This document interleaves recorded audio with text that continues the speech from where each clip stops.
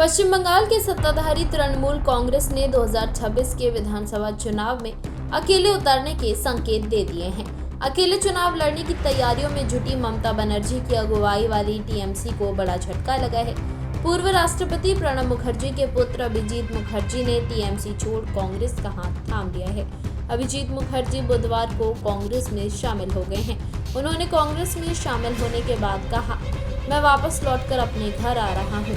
ऐसा करने से मुझे क्या ही रोकेगा। अभिजीत ने हल्के फुल्के अंदाज में कहा, दिल्ली से कोलकाता आने में समय लगता है। उन्होंने ये भी कहा कि इससे कोई फर्क नहीं पड़ता कि कांग्रेस पार्टी की स्थिति कैसी है।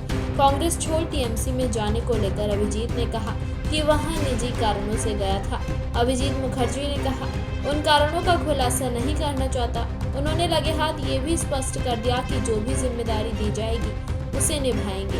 हम आदेश को आगे बढ़ाने वाले लोग हैं। अभिजीत मुखर्जी के कांग्रेस में वापस लौटने की पुष्टि पार्टी की पश्चिम बंगाल यूनिट से जुड़े नेताओं ने पहले ही कर दी थी। पश्चिम बंगाल कांग्रेस के अध्यक्ष शुभंकर सरकार ने कहा, अभिजीत मुखर्जी के कांग्रेस ज्वाइन करने से पार्टी को मजबूती मिलेगी। उन्होंने ये भी कहा कि हम चाहते हैं राहुल गांधी की विचारधारा से जिनकी विचारधारा मेल खाती है वो लोग कांग्रेस में शामिल हो। अभिजीत मुखर्जी 2 बार सांसद रहे हैं। वो अपने पिता प्रणब मुखर्जी राष्ट्रपति निर्वाचित होने के बाद उनके इस्तीफे से रिक्त हुई जंगीपुरा लोकसभा सीट से साल 2012 में पहली बार संसद पहुंचे थे। 2012 के उपचुनाव में अभिजीत को सीपीआईएम के मुजफ्फर हुसैन ने कड़ी टक्कर दी थी और वो 2536 वोट के करीबी अंतर से ही जीत सके थे।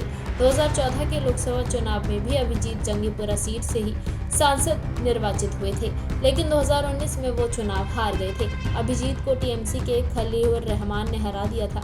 अभिजीत मुखर्जी ने 2021 में कांग्रेस छोड़ दी थी।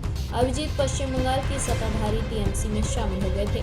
पिछले साल हुए लोकसभा चुनाव के नतीजे आने के बाद से ही अभिजीत मुखर्जी गाहे बगाहे कांग्रेस के साथ खड़ा दिखने की कोशिश करते नजर आए हैं। जून 2024 में ही अभिजीत मुखर्जी ने कांग्रेस में शामिल होने की इच्छा जाहिर करते हुए पार्टी नेतृत्व से मुलाकात का समय भी मांगा था।